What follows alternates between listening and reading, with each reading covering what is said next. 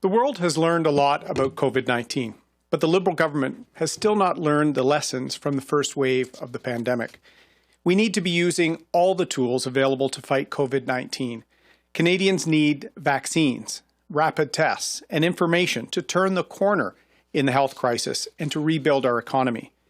We cannot secure jobs, we cannot secure our economy, and we cannot secure our future until Canadians are vaccinated.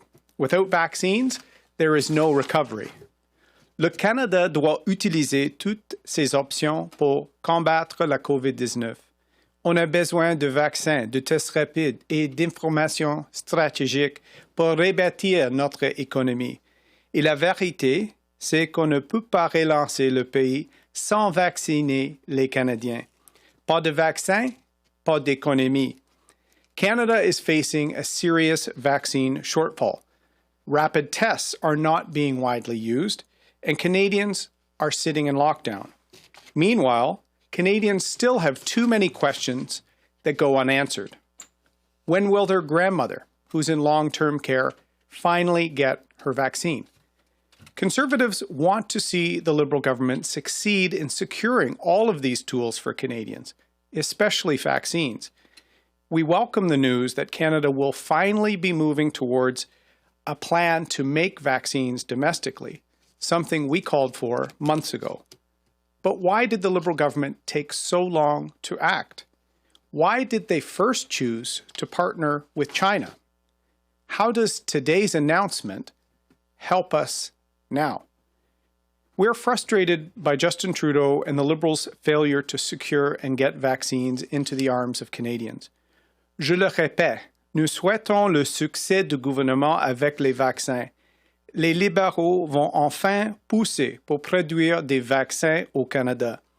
Mais pourquoi est-ce qu'ils ont attendu aussi longtemps? Pourquoi ont-ils choisi la Chine en premier? À court terme, l'annonce d'aujourd'hui ne change rien. Canadians deserve certainty and a plan.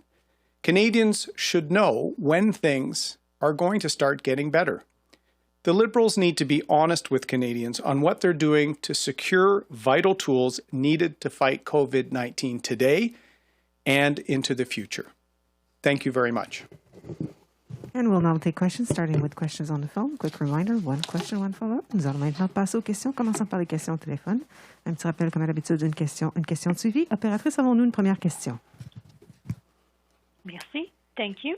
Please press star one if you have a question. Veuillez appuyer sur l'étoile 1 pour poser une question. Our first question is from Ryan Timothy from the National Post. Please go ahead, à vous la parole.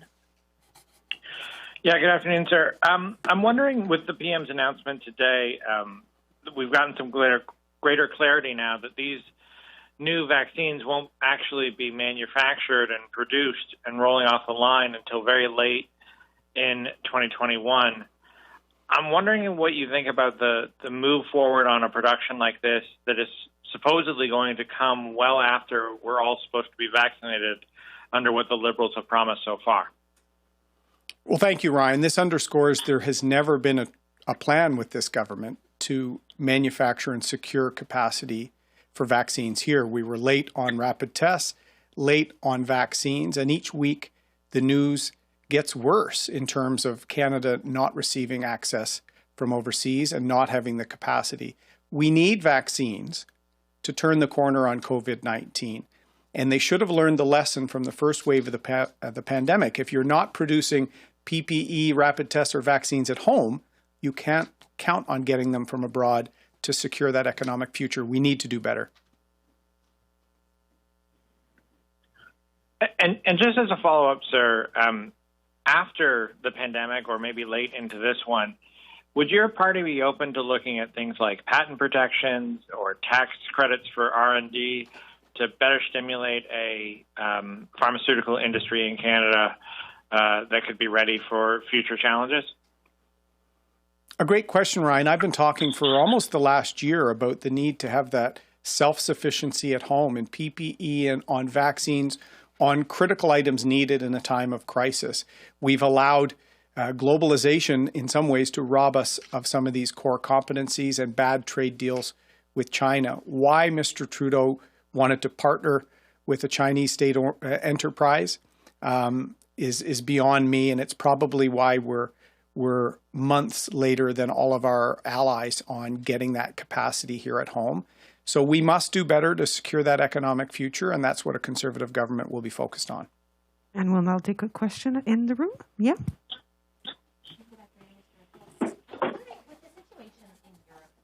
The export controls that they have added and seems to be threatening the entirety of Canada's vaccine supply. What do you think that the federal government should be doing to try and address that and ensure that Canada's vaccine supply is not delayed? Well, I would note Northern Ireland was able to get a written change to the rules with respect to vaccine supply from the EU in a few hours. Mr. Trudeau has no clear change to the rules to guarantee a supply to Canada, and nothing in writing. I was concerned by his vague announcement last week that he was not successful with Ms. van der Leyen. Canadians need access to these vaccines as soon as possible. If we're 6 months behind most other developed countries, we're going to be 6 months slower reopening our economy. So securing that supply as quickly as possible has to be key. The World Health Organization, however, has warned Europe, the United States, and other developed countries that all vaccines should be used to vaccinate the most vulnerable across the world first, and that we shouldn't be vaccinating sort of non-vulnerable people in Canada before other countries do. Do you support that theory? We have to focus on securing our most vulnerable here in Canada immediately. That's why the slow response, the fact we got no vaccines last week when there's still vulnerable seniors in long-term care and the CHSLDs in Quebec. We're not doing our front lines quick enough here at home to give us the capacity.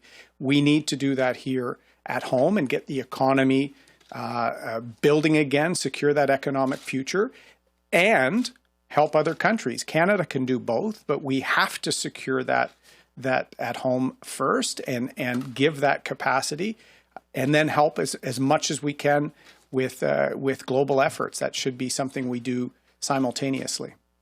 We'll now take a question on the phone. Operator. Thank you. Notre prochaine question est de Philippe Vincent Foisy de Radio-Canada. À vous la parole, please go ahead. Oui, bonjour, M. O'Toole. J'aimerais revenir sur l'annonce d'aujourd'hui de M. Trudeau d'avoir une capacité de production au pays, mais à partir de la fin de l'année, quand la campagne de vaccination terminer en septembre. D'abord, est-ce que vous pensez que la campagne de vaccination va quand même se terminer en septembre, comme le promet le premier ministre?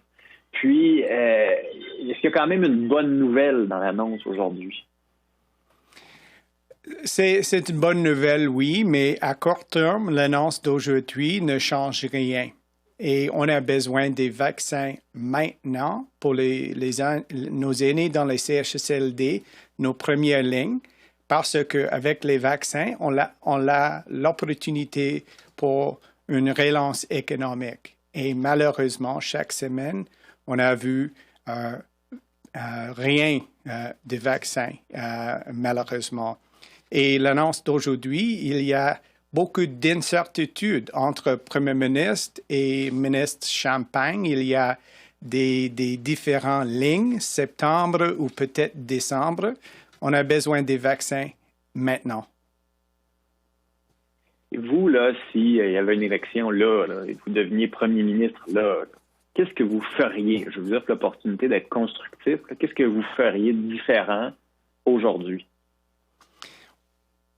On a besoin de leadership. Il n'y a pas de leadership pendant la pandémie. Au début, avec la frontière et des masques, en octobre, avec les tests rapides et maintenant avec les vaccins.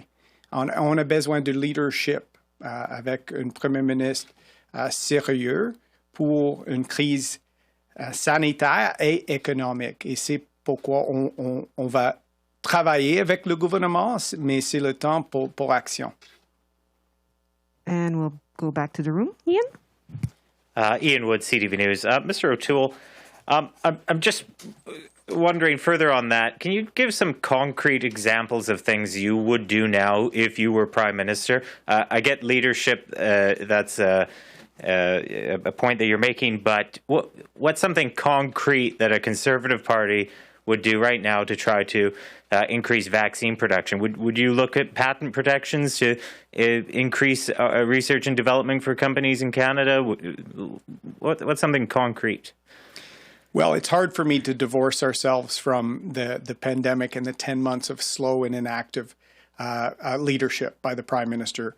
Taking that over will mean righting the ship and providing direction to move quickly to secure domestic capacity, not just in vaccine production, but in rapid test production, PPE production. We need to secure that. We need to show we're competitive. If you speak to the pharmaceutical industries, they will tell you the Trudeau government has been waging war on them and not preparing for approving the new mRNA vaccines. We need leadership to provide the supply of rapid test vaccines and clear information that Canadians deserve in a pandemic, because everyone wants life to return to normal. We need to secure that future. And the Prime Minister's confused and slow approach actually makes uncertainty worse. Okay. And talking about life returning to normal, if you look at an example like Australia, they've taken extraordinarily strict measures with regard to their lockdowns. Life, for the most part, is normal down under. But you'll see in Perth, they registered one case at a quarantine hotel, and the premier of that state has put that city under a 5-day total lockdown. Would you support or push the provinces to go into stricter lockdowns than we already are so we can get the ship righted, as you say? Canadians want to do their part. They want to follow health guidance, and that's why it's so important to be clear. That's why Canadians deserve to know, when will the grandmother be vaccinated? When will someone in their age demographic receive a vaccine? Do we have rapid tests to reduce quarantine time like some other countries have? Can we isolate cases and protect long-term care and CHSL days better? That needs to be the focus. And then we partner with the provinces wherever possible on the measures to control the spread. There needs to be a sense of urgency in the federal government. We haven't seen it under Mr. Trudeau. This is all the time we have. Thank you very much. Merci beaucoup. Conférence de presse.